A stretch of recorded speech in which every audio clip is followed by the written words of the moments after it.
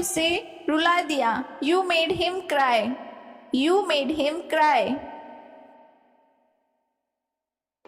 चलो मुंह मीठा करो। Let's sweeten your mouth. Let's sweeten your mouth. काश तुम यहाँ होते। I wish you were here. I wish you were here. आज आ जाऊं? Should I come today? Should I come today? आप मेरी सलाह क्यों नहीं मानते हो? Why don't you heed my advice? Why don't you heed my advice? Heed का मतलब होता है किसी की भी बात को मानना या उसकी बात को ध्यान से सुनना। मैं आने ही वाला था। I was about to come. I was about to come. मैंने तो यह मजाक में कहा था।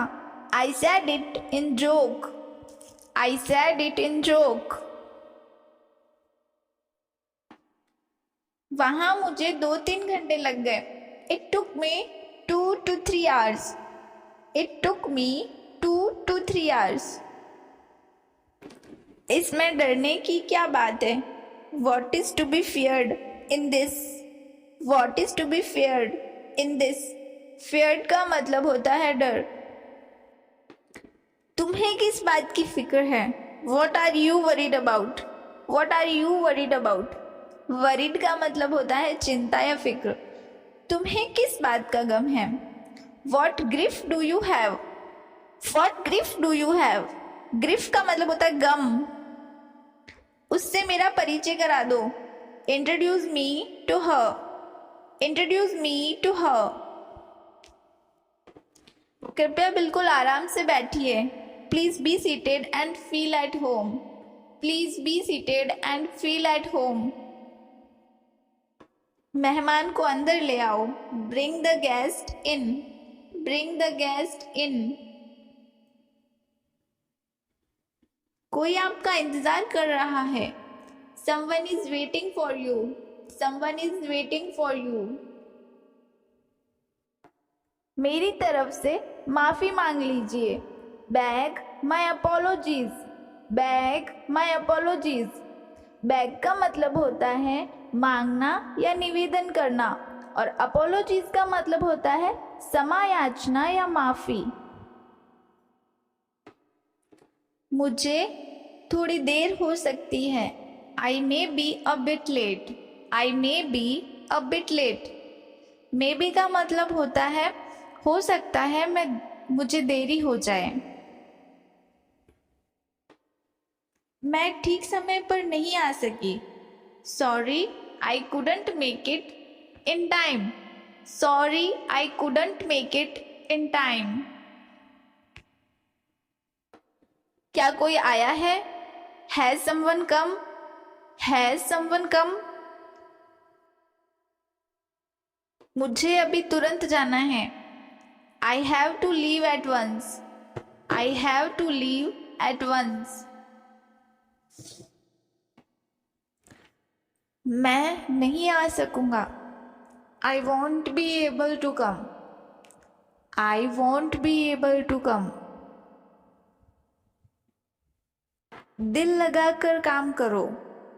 Work wholeheartedly. Work wholeheartedly. संभल कर चलना। Walk cautiously. Walk cautiously. यह बात मुझे समय पर याद दिला देना। Remind me of it at the proper time. Remind me of it at the proper time. मुझे कल इसकी याद दिलाना।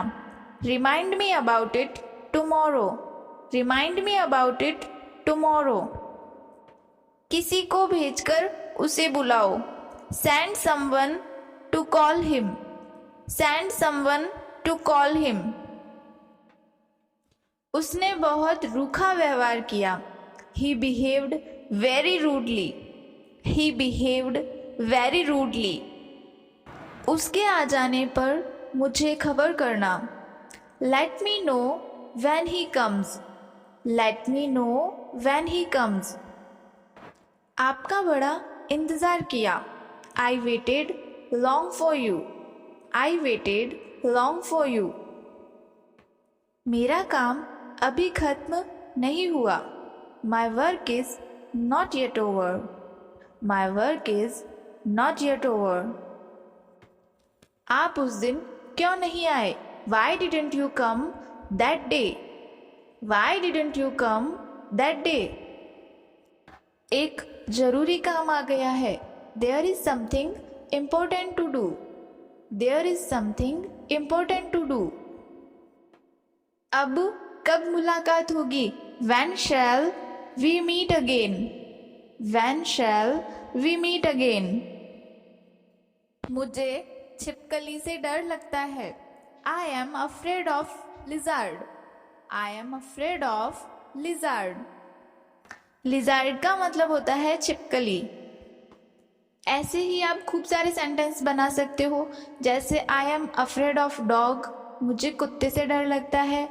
I am afraid of dark, मुझे अंधेरे से डर लगता है। तुम बहुत डरपोक हो। You are very timid. You are very timid. Timid का मतलब होता है डरपोक। तुम बहुत भुलक्कड़ हो। You are very forgetful. You are very forgetful. Forgetful का मतलब होता है भुलक्कड़। मैं दिन भर पढ़ाई करती थी। I used to study throughout days. I used to study throughout days. Throughout days का मतलब होता है पूरा दिन। आप और भी कई सारे सेंटेंस बना सकते हो इससे, जैसे मैं पूरा दिन खेलती थी। I used to play throughout days. I used to play throughout days. तुम आजकल बहुत भुलक्कड़ हो गए हो। You have become very forgetful nowadays. You have become very forgetful nowadays. Nowadays का मतलब है इन दिनों। मैं जो बताने वाली थी भूल गई। I lost my train of thought. I lost my train of thought. यह एक तरीके का फ्रेज है। अगर आप अपनी इंग्लिश स्पीकिंग को और भी ज़्यादा अच्छा बनाना चाहते हैं तो फ्रेजेस का जितना ज़्यादा हो सके उतना यूज़ करो।